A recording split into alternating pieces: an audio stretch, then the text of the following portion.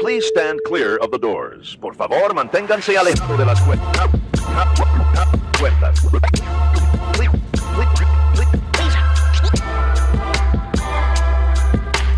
Please stand clear of the doors. Por favor, manténganse alejado.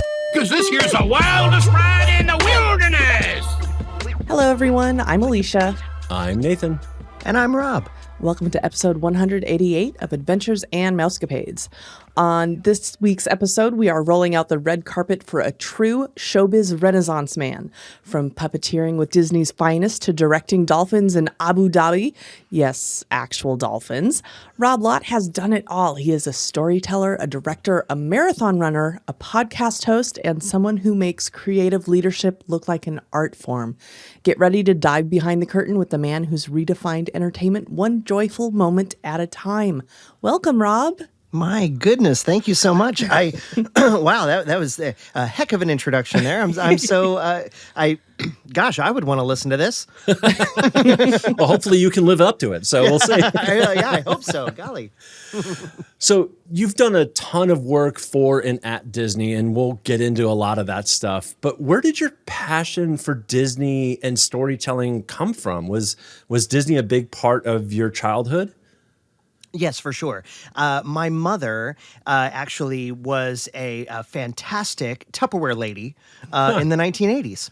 And if you have spent much time in the Central Florida area, you might know that there, tucked into Kissimmee, was the Tupperware headquarters. Yeah. And so what they would do, again, she was just a fantastic Tupperware lady, and she was ranked in the top 100 every year, and so they would bring her in to for the big convention every year. They would bring her in to sometimes teach, but also to learn. Here's all the new products and all those things. Well, that was happening in Kissimmee every year, and the convention was 2 or 3 days, but we would stay for a week.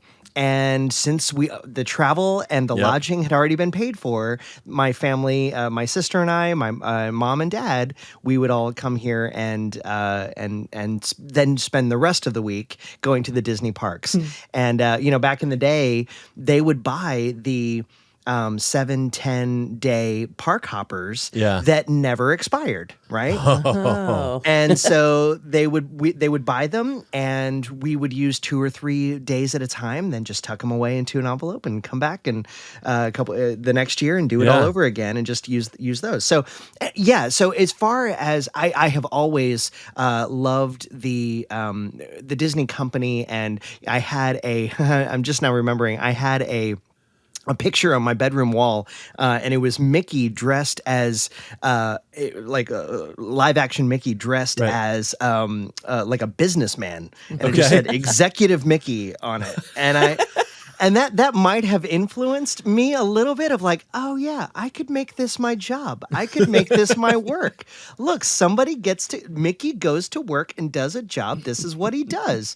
And so absolutely. We were visiting Walt Disney World regularly every summer as I was growing up. And of course I grew up with the films and loved those. And I was part of that Disney decade and that early 90s renaissance of late 80s, early 90s of Little Mermaid and Beauty and the Beast and Aladdin and and Lion King and all of that, where it was just everywhere you looked. There was Disney stuff, and so it was okay and fun and cool to be a Disney kid, and so I grew up with that, and then of course pairing that with going to the parks regularly. My mother tells the story. We were sitting watching the parade, and I turned and I looked up to her and I said, "I want to do this. I want to work here. I want to do this." And she filed that away, and sure enough, about 20 years later, there I was. That's amazing. Yeah. So speaking of all those things, I'm going to fanboy out here for just a little bit. Six Bits Slocum at Hoop-Dee-Do. Marlin, Finding Nemo, the musical. You're one of the leads in Dapper Dans, which... okay, mind blown right now. You're at times the mime at the Sea Lion show over at SeaWorld. you've been Crush with Turtle Talking Crush. Yep. Way back in the day, you were Simba and or Scar at The Legend of the Lion King. Way back in Magic Kingdom time. Yeah, where Mickey's PhilharMagic is now. Like you have done like everything. I'm in awe here. Oh my God, I'm just flustered. Well, Alicia, you got to take over. Do I need to grab one of my little like fanning Yes, things? please fan me off. One of those misters. The vapors. Yeah. Oh my goodness, the vapors. So here's what happened is I was all set and ready to go to Ohio State. I was gonna study music, and I was gonna go to Ohio State and see where that led me. Sure. Well, I graduated from high school, and a buddy of mine said, "Hey, they're having auditions down in Orlando. I just saw this thing. They're having auditions down in Orlando to work at Walt Disney World as a performer. Like you've always said that." You enjoyed visiting there and you might want to work there one day. You should go. Just like you're freer today than you will be any other time in your life. So just go and see. So I thought, okay, I'm going to go and I'm going to audition. And I'm not going to put all my eggs in this basket, but I have a plan. I'm going to go to Ohio State and learn how to play the trumpet better. Right. But I went to the audition. And my goodness, they said at the beginning of the audition, here's what we're looking for, and we are hoping to hire everybody today. And there was about 200 people at the audition, and they were looking for parade performers and stage performers and puppeteers. Yeah, and I'll tell you, I happened to be in the right place at the right time with the right talent, and that is that I had grown up loving Muppet stuff, and being able to. I'm a really good kind of a mimic. I'm good at emulating what I see. I can see it and I can recreate it, and so I would see how Kermit the Frog would work and would perform. And so when the time came for the puppetry audition, I was like, okay, I'll have a go at that. Yeah. And I did, and they pulled me aside and said, yeah, we need you for Legend of the Lion King. When can you start? And I said, well, I don't live here. I had grown up in Ohio, graduated from Green High School there in Green, Ohio, where our colors were orange and black. We thought of that one through. And so they said, we need you for Legend of the Lion King. When can you start? And I said, well, I need to move here. They said, okay, this was September. Yeah. I said, can you give me a month? They said, actually, that works out perfect because we'll start you and get you all acclimated, get you through all of the training and everything to become a Disney cast member. You got to go to traditions. Yep. You got to go to Once Upon a Time is Now. You're going to be at the Magic Kingdom, so you need to take the Magic Kingdom orientation.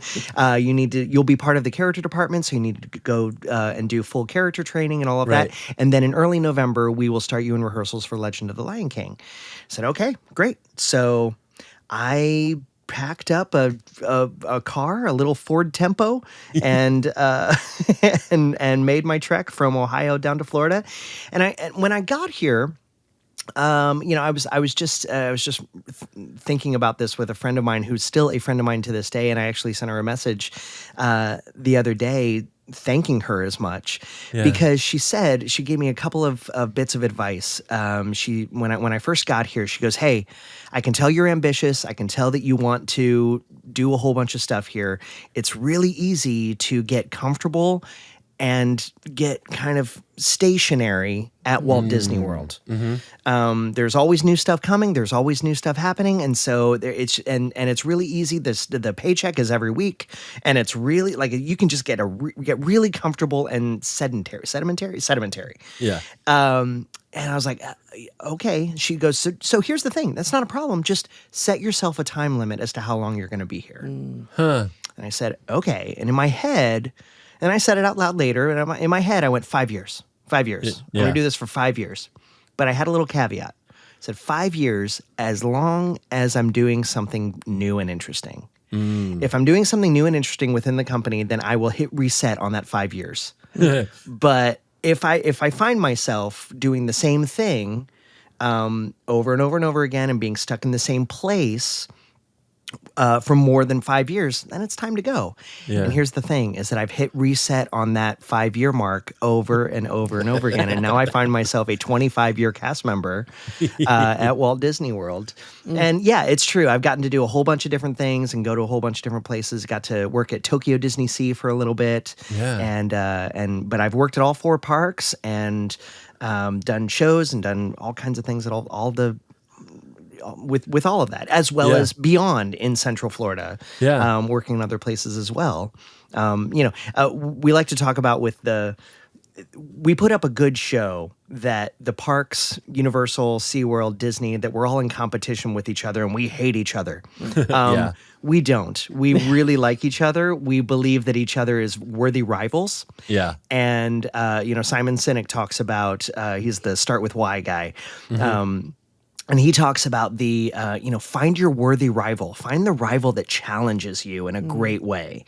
Yeah. And so we work together. We actually, what's good for one of us, Epic Universe just opened, and everybody's attendance went up.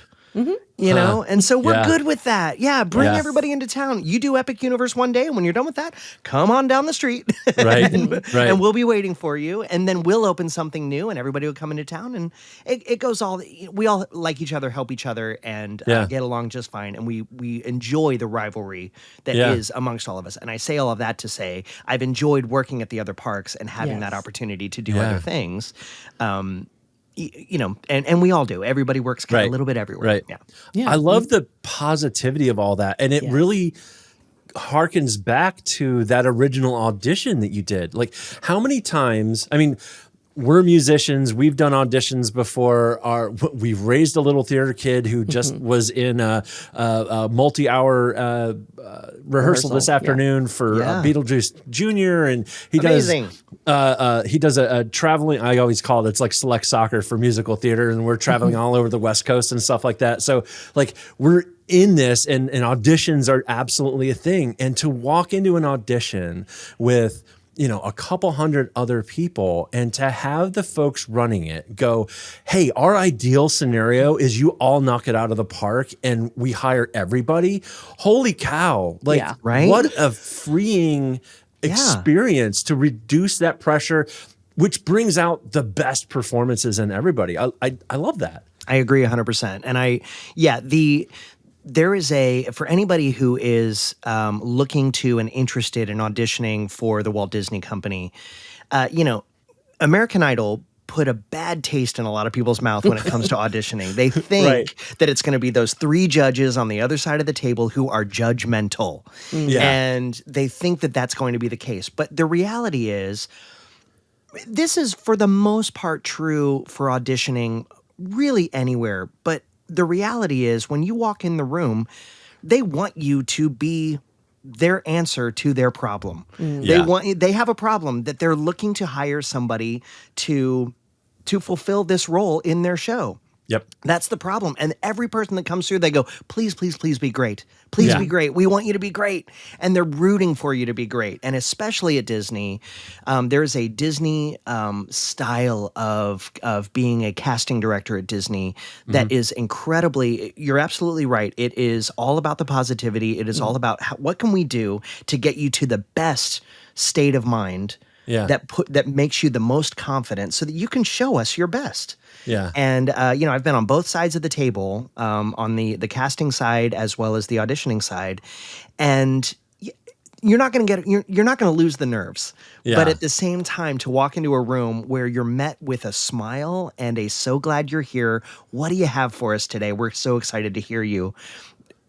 There's nothing better than that. Yep. And so I highly recommend everyone, if you've ever thought about auditioning for Walt Disney World or the Disney Company, or they're on your coast over there at Disneyland, or, anything in between, I highly recommend it. It will be a good experience. Awesome. Excellent. Well, we're preparing for our retirement jobs. So, I'm going to be the drummer in the little jazz quartet or quintet that walks around every once in a while. Or, yes. In Disneyland, there's always the Disneyland marching band. Really tempting. We have our eye on a few performing arts things. I wish they had that in Disney World. Although it is really hot there, so I don't know. Which one? Which one? Say it again. The band. The Disneyland marching band. I mean, we have the Main Street Phil. Yes. Which, yeah, they can play. They Yeah. are good. They are Yep. really good. They don't do the formations and stuff as Yeah. much as Yeah. the Disneyland band. The Disneyland band actually was in town. They were in Orlando a couple months ago, and Oh, actually, cool. yeah, and actually did a performance at Walt Disney World.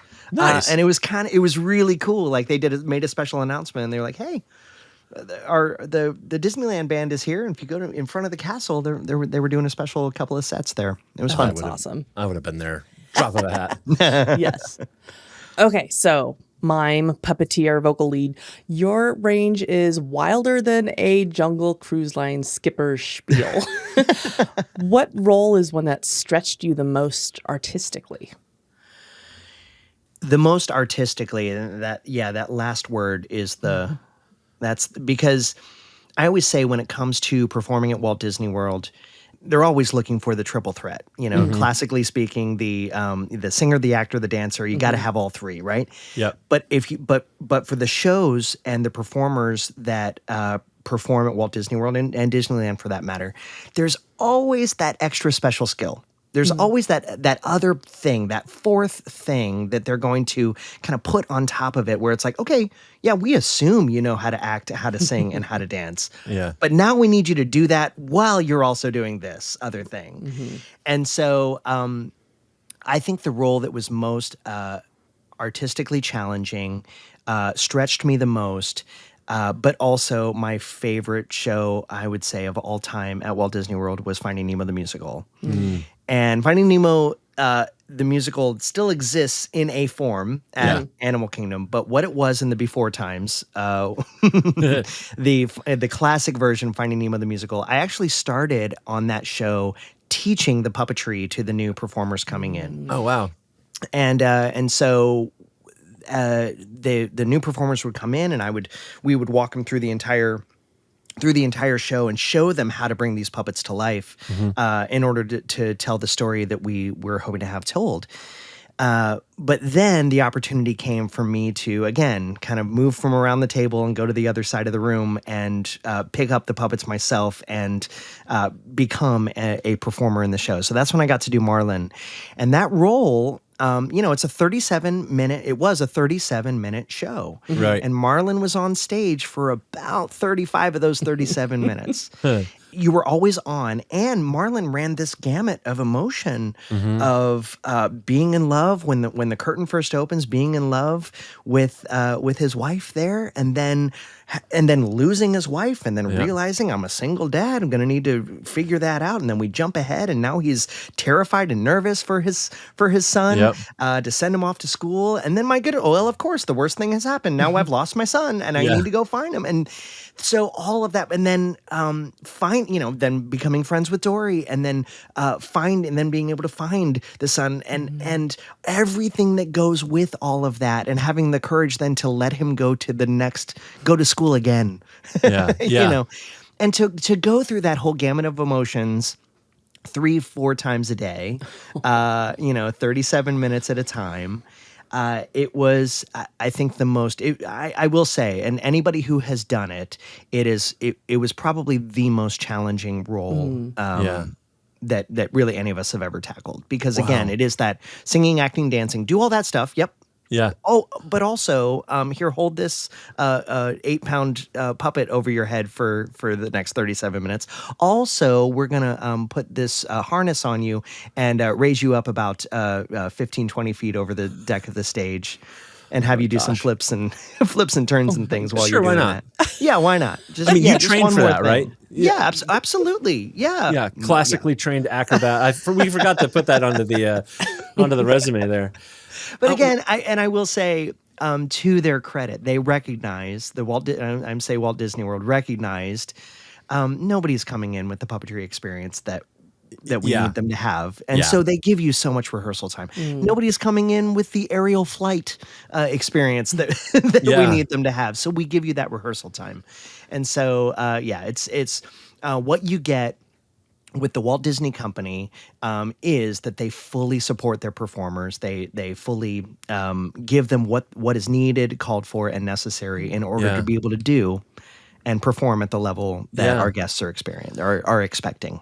I was actually going to ask that, like, how long does it take somebody to ramp up from, 0 to 100 and be able to get ready to go on stage and perform that show or just a show in general? Yeah, that show started when it first opened. It was 6 weeks of rehearsal. Okay.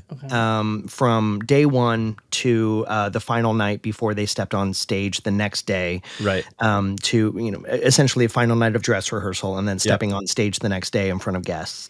So that was 6 weeks. They whittled it down to 4 weeks for the principals, and I think it's 3 weeks for the ensemble now. Okay. But yeah, it was certainly like, Mark, go ahead and take everything else off your calendar. This is what you're doing for the next 6 weeks. You're going to be busy for a bit. Right. So thinking about those characters, we have Marlin from Finding Nemo. You've got Six Bits Slocum, which is kind of like the opposite end of the spectrum almost. You've got a Dapper Dan, which is, again, like a completely different tangent. Like, how do you make each of these characters your own? Like, there's an expectation from us Disney fans who, like, we know what a Dapper Dan's going to be. Yeah. We know what Marlin's going to be. We know what Six Bits is going to be like, but from a performance perspective, like you said earlier, doing the same thing over and over and over and over, it gets boring. How do you make it your own? How do you keep it energized, keep yourself going? Well, I abide by, and this was some advice that was given to me early on as a new, fresh, young green performer. I was going to be performing one day with a seasoned veteran of performing, and I was really excited. I was really excited to share the stage with them. And so we went out on stage and I was pulling out all the stops. I wanted to do every extra bit, every extra joke. Yeah. Every extra bit of, just whatever we could do to just really, I just really wanted to show them what I had. And I came back afterwards and I, sat down next to him in the green room and I was, kind of this young kid, I was like, hey, how'd it go? How'd I do? And he turned to me. He goes, "Hey man, great show out there. Really, really fun." And I said, "Do you have any? I would love to get any feedback if you have anything." And he said, "Yeah, you are really interesting out there." Uh-oh. And I said, "Well, thank you so much." And he goes, "Yeah. Next time we go out there, just as an experiment, why don't you try being interested?" Oh, Yikes. And it changed everything. Absolutely changed everything. And from that point forward, not only in performance, but also in life of approaching everything, not from how can I show up in the world and be the most interesting person, but rather how do I show up in the world and be the most interested person? And I do that as far as showing up on stage. How do I show up and be the most interested that I can possibly be? I've seen time and time again with new young performers, they show up. And we were before we pressed record, we were talking about the heat there in where you are, and we have some heat down in Orlando.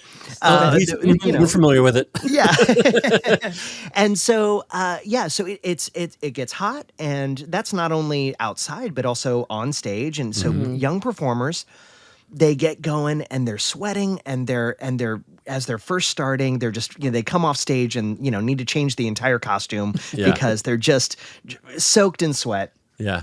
And they were trying so hard of I want to give all of the energy that I can possibly give. Well, then what happens is they get stronger.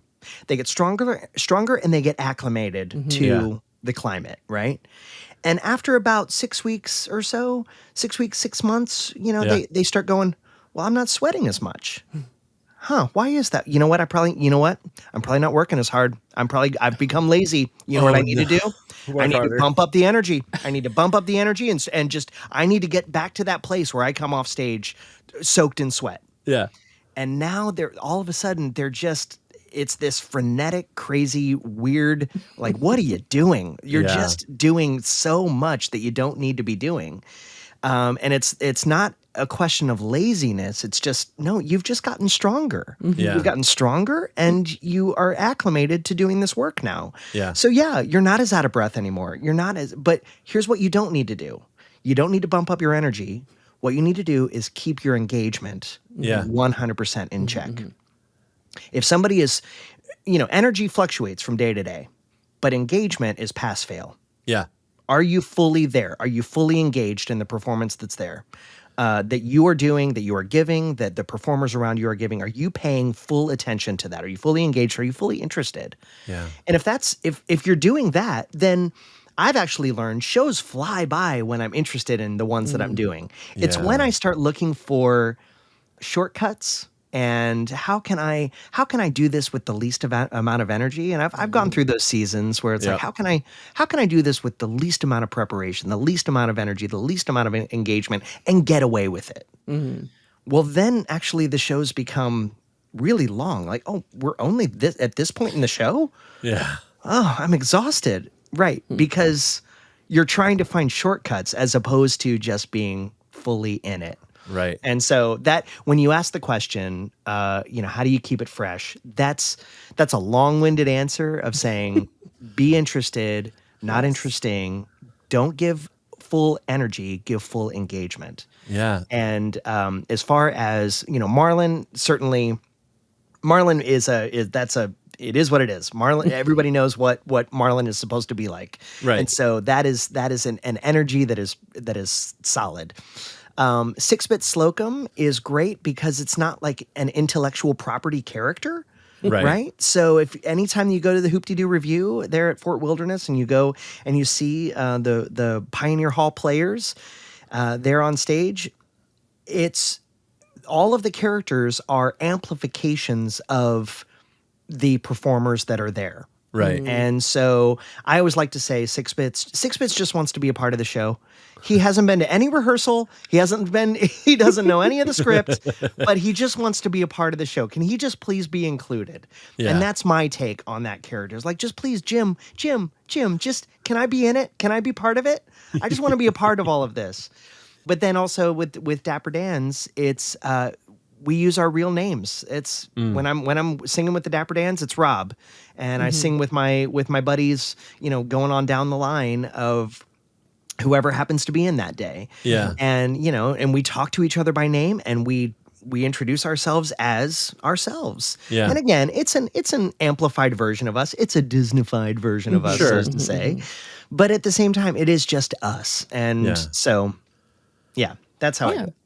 Well, and you are creating all these immersive guest experiences, and how do you balance structure that you have to stay with there with the spontaneity of the characters? So not much spontaneity with Finding Nemo. You're not improving? Not so much. Once that show starts, it does not stop. Yeah.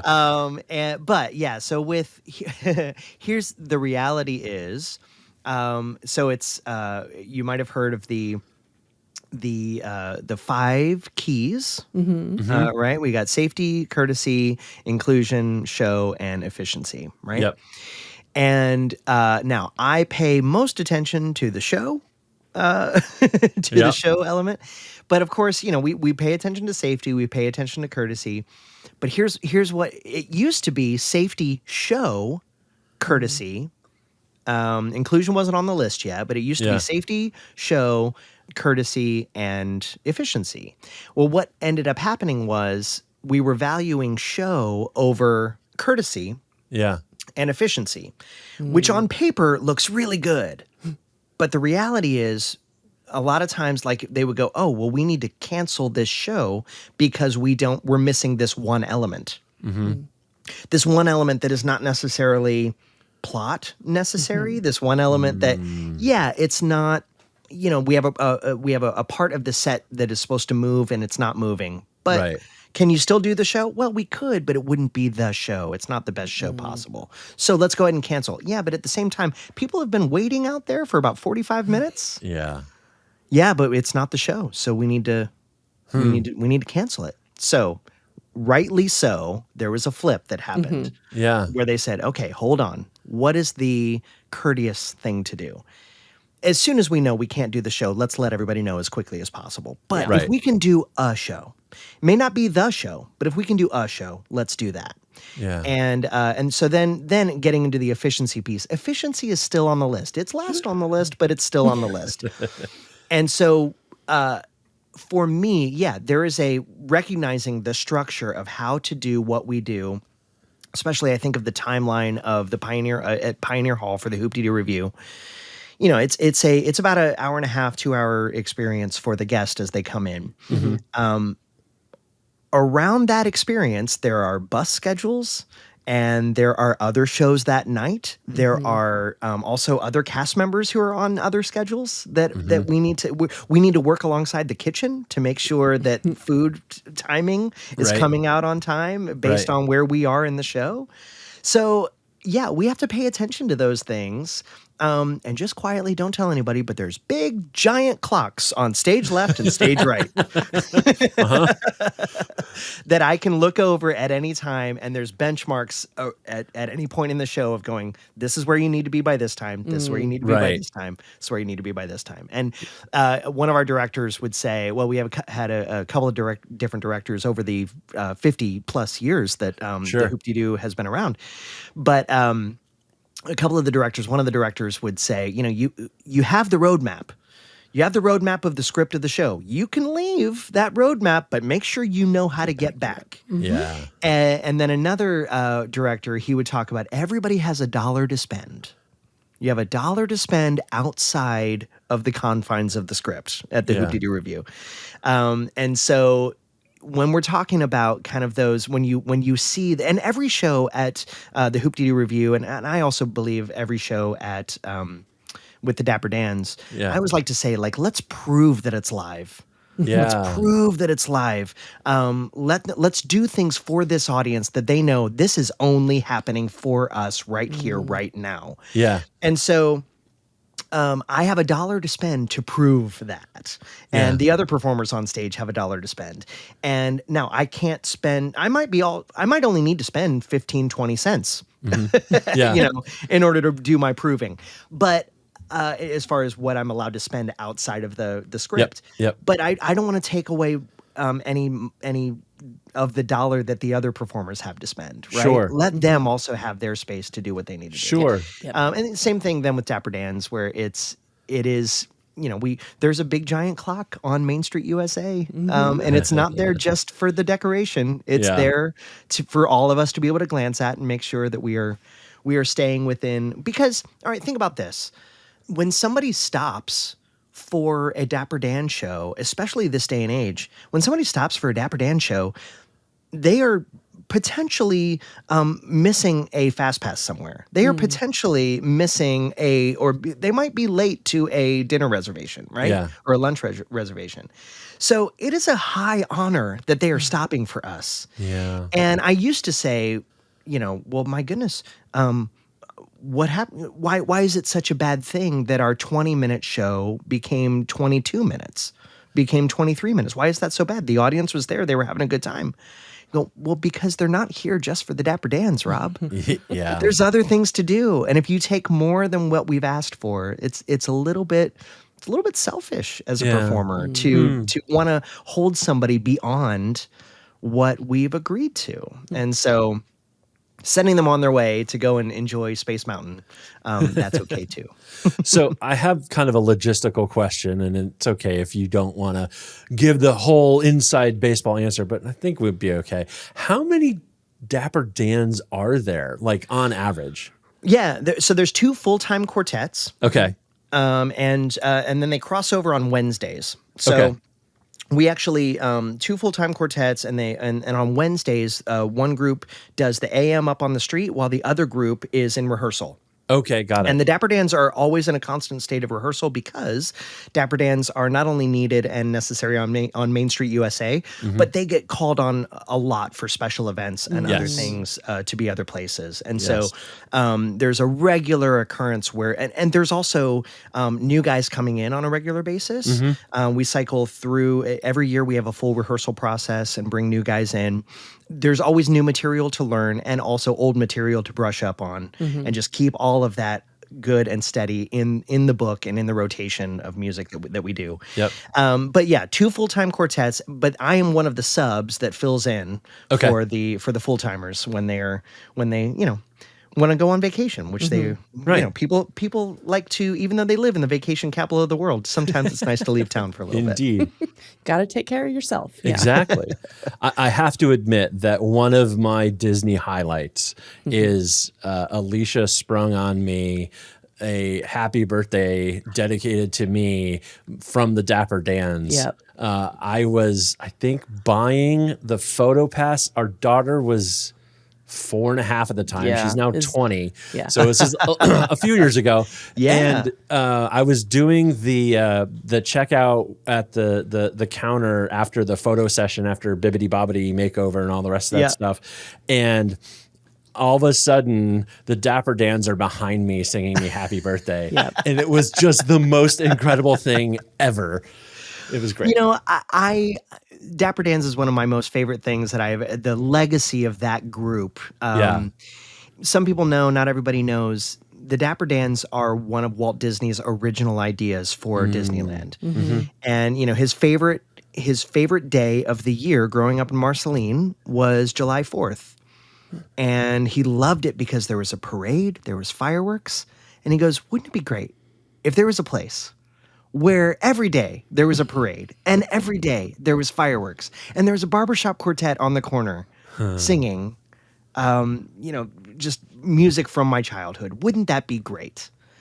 And so that's what he created. And so when Magic Kingdom opened in 71, Dapper Dans were, of course, were going to be a mainstay there. Yeah. And so to be a part of that, it is really a super special thing.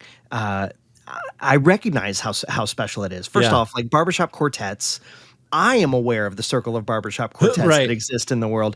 But the idea that people are able to make a full-time living and you can go to this place every day of the year and get to hear a barbershop quartet on the street corner every single day, like, that's cool. It's different. It's special, you know? And so to be a part of that, it's an honor and a privilege. So that kind of, for lack of a better term, Americana and that essence, you know, the fireworks and the parade and the you know, the barbershop quartet, you take that and you've done, I forget the name of the group over in Tokyo Disney. The Dockside Porters. That's exactly. And you've done some other things over in Tokyo as well. Like, how does that translate, not just for the performances, but also for you as a performer? You're in a different culture. Like, how does that work? What was your experience like doing that?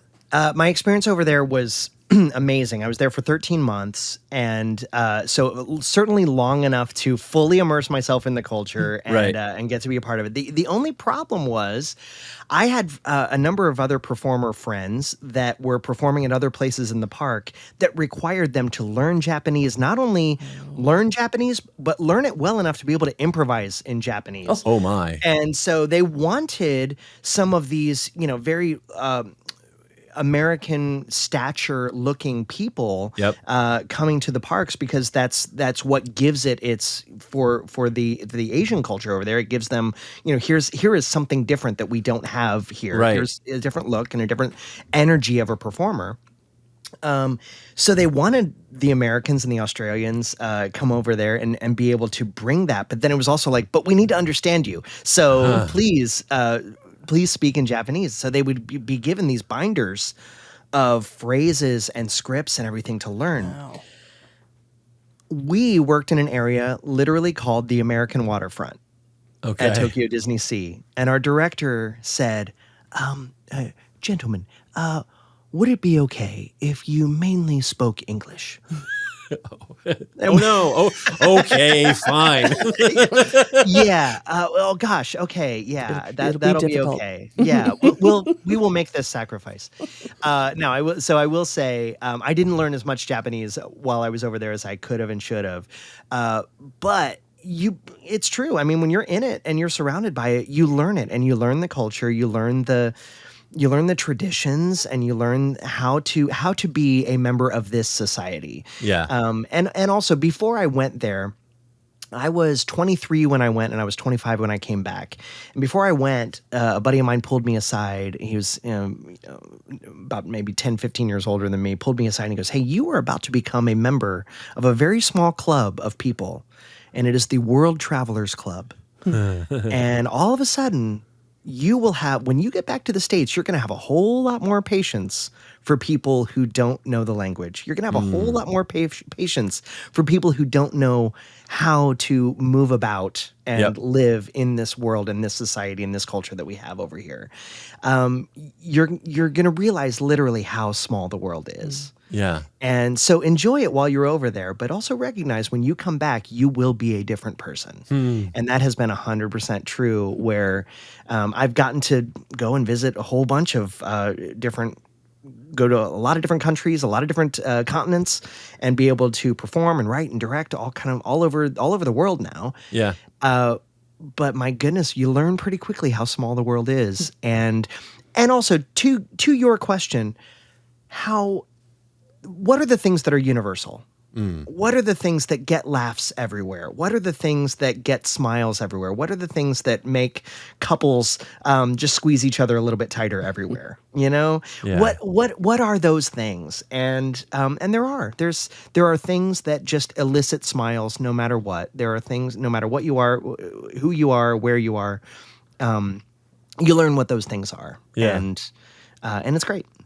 Okay, you're talking about doing a show that resonates across cultures by using humor and whatnot, and just things that just go over everything. You did this with Dolphin Island, which was in the UAE. Can you tell us a little bit about that show and how you designed it? Yeah, well, it was an interesting situation. So yeah, I got to work at SeaWorld Abu Dhabi in the United Arab Emirates. And my area was in tropical ocean, there at the SeaWorld Park there. And our marquee event that was there was Dolphin Island. And so it was an interesting situation where the park broke ground, I want to say in 2020, 2021. Okay. And so you can imagine, think about like if we had trouble getting things delivered here, they got a little bit behind also there as far as getting everything on time to open the park on time. So what ended up happening was the production team that was in place to write and direct and create everything at SeaWorld Abu Dhabi, they had other contracts. They had other things that they needed to do. So they basically they created everything, but the park wasn't ready to open. It was still a hard hat area. Got it. And so they said, "Listen, here's everything. But we need to move on to our next projects. But here's everything. You just need to find some people to mount it, put it up, and get the show up on its feet." Right. And so that was. So the creative team there in Abu Dhabi, they opened up their Rolodex of contacts. Yep. And they started calling all of the SeaWorld parks in the States and saying, okay, we need directors, we need creatives, we need costume designers, we need set designers, we need all of these people to come in and help get this thing up and done and finished. Yeah. Who do you got that is available? And I had just finished working on doing some consulting with the dolphin presentation here at SeaWorld Orlando. Okay. And so they're like, oh, well, we got this guy, Rob. He just finished working on the dolphin show here. We can give him your contact info. So they called me up out of nowhere and they said, hey, we have this opportunity for you overseas. Are you interested and available? I was like, well, let's keep talking. So that's how I ended up going over there and doing that. And it was essentially already done and finished and created. Yeah. We just needed to go in and start it. Now, there were some things along the way that, once we got in there and realized, okay, we went through a whole preview process of putting the show in front of lots of different kinds of audiences. And what ended up happening was we kind of realized, oh, there's some stuff that we thought was going to work and it didn't. And that's okay. Yeah. We will repurpose it and reuse it somewhere else in the fleet of parks. But those things ended up getting kind of changed and cut and adjusted to the UAE culture based on what they resonated with. Yeah. And the idea of gathering in a theme park for a show was a little bit foreign to the United Arab Emirates as far as the parks, and they have beautiful concert halls and beautiful theaters, right? But it's just a different culture. They don't have, American musical theater is not as prominent, wouldn't you believe? It's not as prominent there as it is, say, in the West End or on Broadway or all around the country here. Right. And so when we went over there, we kind of had to teach them, here's how you enjoy a show. Yeah, you're going to be sitting here for 20 minutes and we're going to entertain you right here for 20 minutes. And you don't have to go anywhere. You don't have to do anything. Just relax. We'll take it from here. And we had to kind of teach them that, no, you can just kind of chill out, relax, lean back. So we're talking about the experience of seeing shows, of performing in shows, of staging shows all around the world, all these different cultures, like thinking about everything that you've built and been a part of and seen, like what's one moment or two moments of a theme park show that give you goosebumps? That's a great question. For multiple reasons, the Voices of Liberty at the American Adventure at Epcot still are thrilling to me. And partially because I may or may not have fallen in love with a certain first soprano. Details. That sung there with the Voices of Liberty. But at the same time, I was a fan of the group before she started singing with them. And when she started singing with them, somebody came up to me and they're like, Rob, you're a fan of Voices of Liberty. They got this new soprano. You need to hear this girl. She is amazing. I'm like, okay. But at the same time, Voices of Liberty was created by a group, by a guy named Derek Johnson. And he arranged all of their music in the early days, from the opening of the park for first couple of decades that the park was around. He arranged all of their music. And he had a pretty strong belief of, we are not after what is relevant, we are after what is significant. Yeah. And we are going to do this show musically. We are going to aim this show to the 10%. We can aim it at the 90% or we can aim it at the 10%. We're going to aim it at the 10% because if we can get the 10%, and when I say the 10%, what he would refer to, when he said the 10%, he was talking about people like you. Yeah. The music majors. Yeah. And the true appreciators of harmony, the true people who understand what it is to sing in a choir, to put a sound like this together. Right. How hard that is to do. How difficult that is. And we're gonna make it look easy. We're gonna make it sound easy, but that 10% of people are just gonna go, "What? Yeah, we've never heard anything like this. Not live." Yeah. And so we're gonna aim for that 10% because here's the thing: if you get the 10%, they're gonna bring the 90% with them. Yeah. And so Whereas now here's the thing: Dapper Dans, they're for the 90%. Yes. Yeah. Nobody should walk away from a Dapper Dan show going, oh my goodness, those harmonies were impeccable. Now, sometimes they do. Yeah. But really what you should walk away from a Dapper Dan show is going, those guys love each other and they were having so much fun. Yes. Yep. That's what you should walk away from a Dapper Dan show with. You should walk away from a Voices of Liberty show going, that was vocal excellence. That was musical perfection. Yeah. And I've never heard anything like that before. And so... yeah, that show still, if we're talking about goosebumps, God Bless America, Battle Hymn of the Republic, nothing beats it. Yeah. Nothing is compared to that on Disney property. Yeah. Okay, you got me. That And the acoustics in there just so good. The sound goes straight up and comes straight back down. You'll find the best seat is right here at the edge of the red circle. there's something magical about live park interactions. Are there any guest encounters that still make you grin years later? You know, because of what I get to do, it really is an everyday occurrence. And that sounds like a cop-out answer, but I'll bring it around here in a second. It really is an everyday occurrence where you see people who are like, it's them, it's the Dapper Dans, it's the world, they're right there. I'm so excited. And you see those people, and then you see the other people who are going, wait, who are the Dapper Dans? Wait, what? What is this? I have never heard anything like this. I've never seen anything like this. This is, and I often think about it from a, we have people visiting from all around the world, all around the country. They're not necessarily showing up to Walt Disney World for the entertainment. That's not really what gets touted. People who are in the know. Yeah. But and we all talk about it.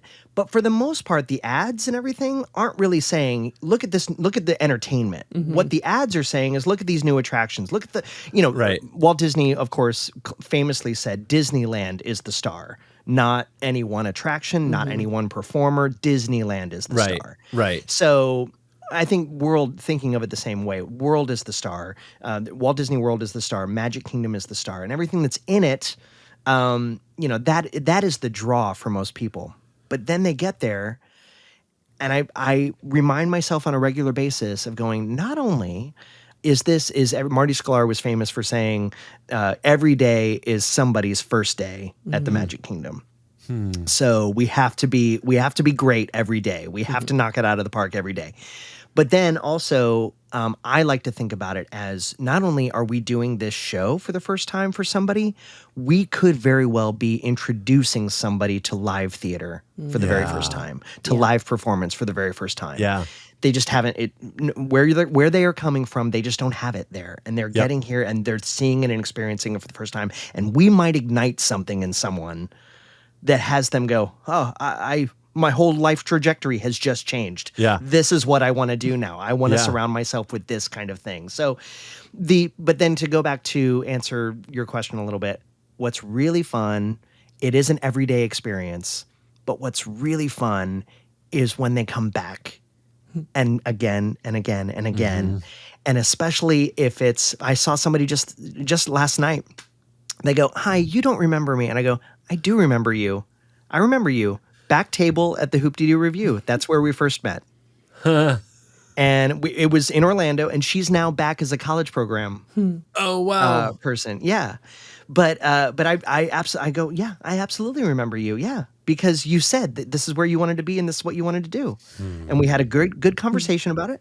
And it was partially, she was having a conversation with Six Bits, but really Six Bits, Rob Lott was also giving some advice as well as to how to get to do some of those things. But then she came back and I was like, yeah, I remember you. And that little twinkle in her eye of going, you remember me? Yes, I do. Yeah. And those, when they come back and they bring their friends and you have that history with somebody, I think that's something that is so special about the entertainment at Walt Disney World. It is that personalized experience. Yes. It's really hard to match up the timing to have the same bellhop at Tower of Terror that you had when you were 8 years old, to have them again when you're 18, to have them again when you're 28. Yeah. It's not so difficult to find the same performers when you were 8 and now you're 18 and now you're 28 and you're bringing your own kids and introducing them. It's not so odd to find somebody who's been working at Walt Disney World in the same role doing that stuff. So that's what's super special. That's so magical. Yeah. And it speaks to kind of you do a lot of your podcast and other things where you talk about creativity and leadership and how that all blends together. And speaking of this, this young woman who's now back and you partly inspired her, or she already had the motivation, right? It was her idea, but I was like, oh, let me point you in the right direction. Yeah. Right. So in general, like, what advice do you give to that young artist who's on how to lead and how to pursue that vision that they have with heart and the creativity? Like, what do you speak into those folks? My core message is start, begin. Yeah, but no, I don't. Yeah, start. Yeah, but I feel like maybe I just need to start. And I not only start doing this thing that you want to do, just have a go at it. Whether you are even copying, I started by I started by copying other performers and learning. When I first started at Disney, again, the same person who gave me the 5-year or have a limit to how long you're going to be here. Yeah. Also gave me the advice and said, hey, you want to be great? Go watch everybody else's show. Watch everybody else's show and see what they do, and you will learn what you want to emulate and do every show of yours, as well as, don't want to ever do that. Yeah. I just saw them do that on stage. Yep, I want to make sure I never fall into that trap and do that. Yeah. You will become great by watching everybody else. Yeah. And then bringing that into your own performance. But jumping in there and starting and doing it and just taking every opportunity for, especially if performance is what you're after, taking every opportunity to just be in and around and on a stage. Yeah. Anybody who says, hold out for lead roles, no, that's dumb. Get on stage. I don't care if you're running the spotlight. I don't care if you are handing off props in the wings. Yeah. Be in it, be around it. If that's the goal, if that's where you want to go and what you want to do, and every bit of experience is good experience. Yeah. So jump in, find a place to do it. Now, if you can't find a place locally where you are, this is where the proximity principle comes into play. There's a guy named Ken Coleman, wrote a book called The Proximity Principle, and he'll be honest and say he didn't come up with it. He just wrote a book about it. Yeah. But the idea is you do need to be in proximity to the people who are doing what you want to do. Yeah. And you need to be in proximity to the work where it's happening. It's going to be really hard to have a career on Broadway living in Wyoming. It's just going to be really difficult to do that. Right. Not saying it's impossible. Who knows how technologically how we're going to be able to move forward in the coming years and decades, but it's just going to be really difficult. If Broadway is the goal, there's only one place you can do that. You need to go to New York and get yourself ensconced in that world and that environment. Yeah. If working at Disney is the goal, then there's only one place where you can do that. Right. Now we have a few locations. We're spread out a little bit, but you got to go to those places. Yeah. And Right. so that's the advice that I give is get whatever experience you possibly can anywhere. Also for somebody who's just starting, say yes to everything for the first 5 years. And after that, you'll be able to pick and choose. Yeah. When you're first starting out and you're young, you have all the energy in the world. So you'll sleep later. Yeah. Go ahead and say yes to everything. You'll figure it out on your calendar. Say yes to everything and just get that experience. Build your resume. And then after that, you'll be able to pick and choose. The other thing that will happen is you'll go, oh, I never want to do that again. I said yes, and I did it, and I followed through, but I never want to do that again. You learn in those 5 years what you're great at and what you probably should hand off to somebody else. Yes. Yes.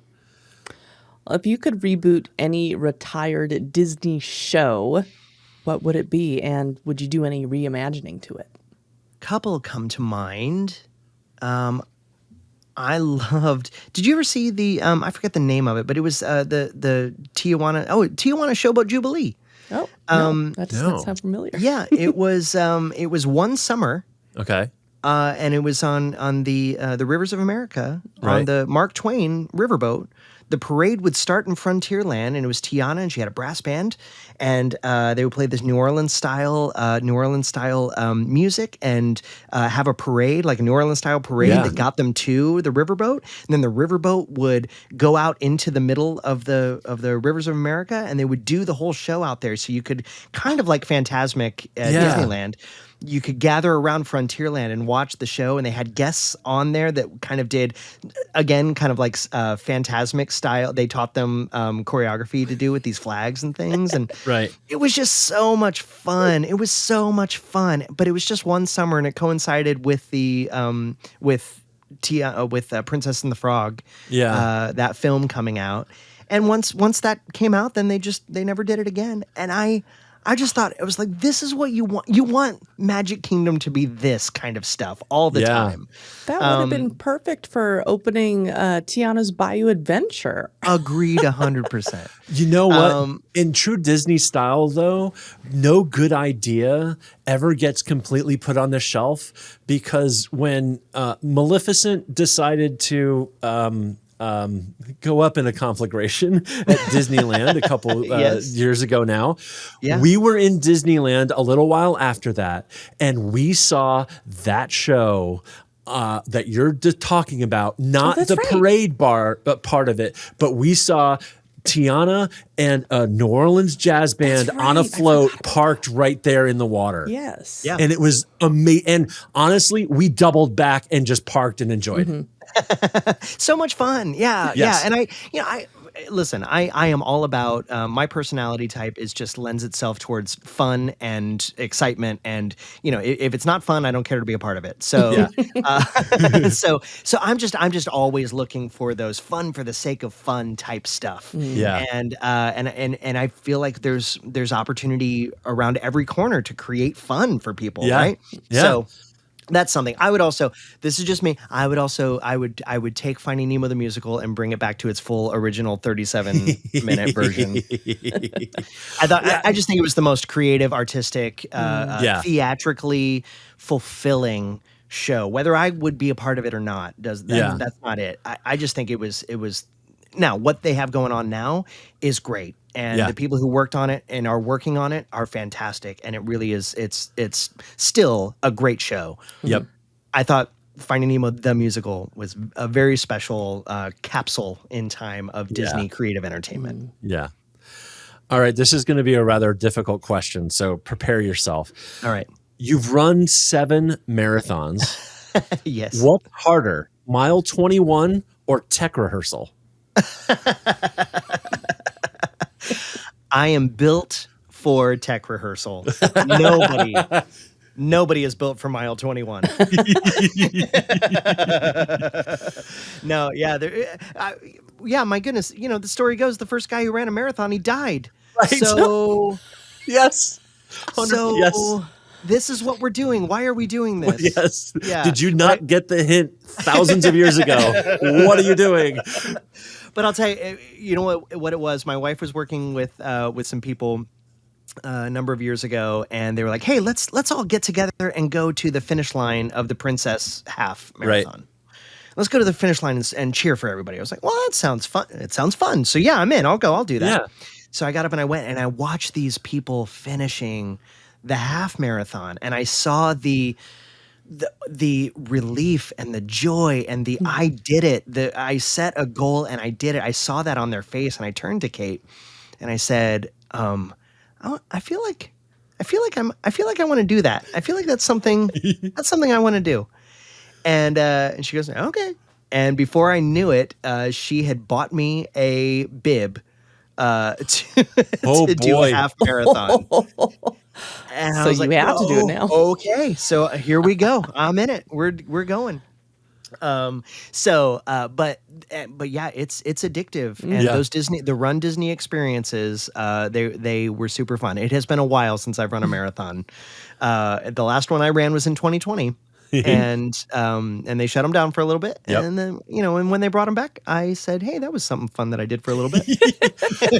Well, speaking of torture, it's now time for Alicia's patented Disney torture test. But you're a professional. Okay. You've got this. But Okay. seriously, though, good luck. This is just your Disney favorites from under Mickey's umbrella. So like Disney, Pixar, Star Wars, Marvel, all that. Okay. Who's your favorite character? Aladdin. Okay. Not Aladdin, but the genie specifically. Yeah. Okay. Yeah. Your favorite movie? Mary Poppins. Yes. Favorite ride? Oh, I am classic. Can we get into Sure. classic or new? One of each? Sure. Yeah, I love, if we're talking new, Cosmic Rewind. Yep. But if we're talking classic, I'm sorry, I'm copping out a little bit. I go back and forth between Pirates and Haunted Mansion. That no shade. You're fine. You're fine. You're fine. Disney World or Disneyland? Oh man, you're making me choose between the happiest or the most magical. To visit Disneyland. Yeah. Yeah. Out of all of the individual parks that you've been to, which one is your favorite? Epcot. Yes. Good answer. Do you have a favorite hotel or resort? The Polynesian. The Polynesian feels like vacation. Yeah. All the other ones are fine and fun, Yeah. but they don't feel like vacation. Yeah. Polynesian feels like vacation. I love that. That's a great. Have you been on any of the cruises? Yeah. Do you have a favorite ship? The Dream. The Dream. All right. Yeah. I actually I got to be a part of the christening for the Dream. Oh, wow. And that was also I knew some people that were working on the christening. They were working on the production for that. Yeah. And they realized about 2 weeks before the christening event was going to be, they realized, oh, everybody who is going to be there on the production side has a specific job. But we've never done this, and we don't know what we're up against, and we don't know what is going to go wrong or what is going to go not to plan. Yeah. We need some people who don't have a job or a job title that are just around and available to do what needs to be done. Yeah. And so me and 3 other people got called, and we only answered to one person who's the production manager for the entire christening event. Right.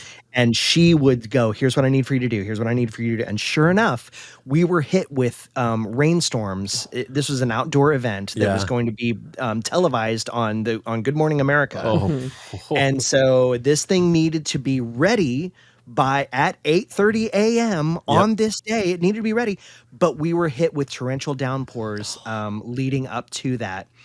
So they moved the rehearsals into the parking garage. Okay. And we're doing everything there. And then finally that morning, everybody showed up real early. Well, I was there for about 3 days. And over the course of that time, at one point I was sweeping the stage. And at another point, I was standing next to the director of the event, taking notes for them. At another point, I was holding a banner for somebody who was about to pass out. At another, I did all sorts of things. So the Disney Dream has a special place in my heart. I love that. Yeah. Do you have a favorite Disney restaurant? We love Le Cellier. Okay. Okay. Yeah. But yeah, it's yeah, I wish I had a more interesting answer, but no, that's it. We love Le Cellier. We'll allow it. Last one. Favorite Disney snack? Oh, Mickey Bar. Okay. Classic. Yeah.